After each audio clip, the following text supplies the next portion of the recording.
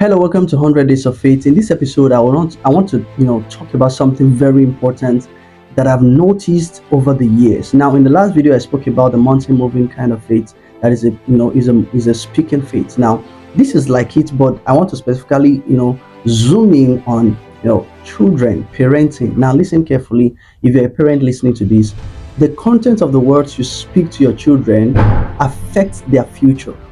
All right, the quality of the words you speak to your children affects their future.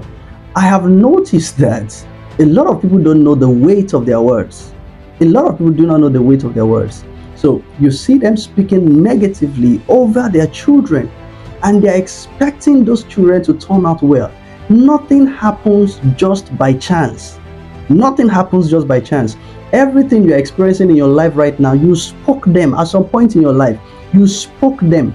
And that is what you're experiencing right now. You don't understand that the Bible says life and death are in the power of the tongue. And those that love them will eat the fruit. So if it is death you love, is on your tongue, you will eat the fruit. If it is life you love, you will eat the fruit.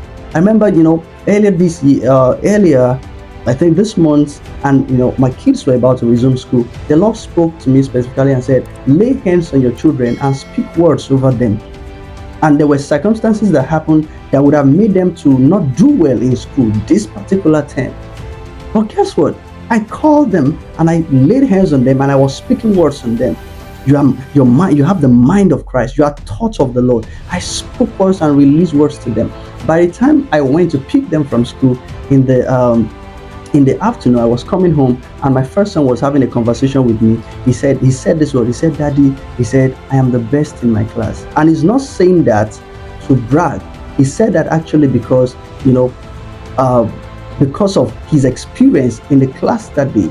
So right now he is the one that is being called to read passage readings. If they need to read a passage in class, he is the one reading it. And even the teacher approached us and was like, wow, this guy is so brilliant. He's so brilliant. Was talking about how that he's doing amazingly well, even though he had all these circumstances stacked against him to not do well in school.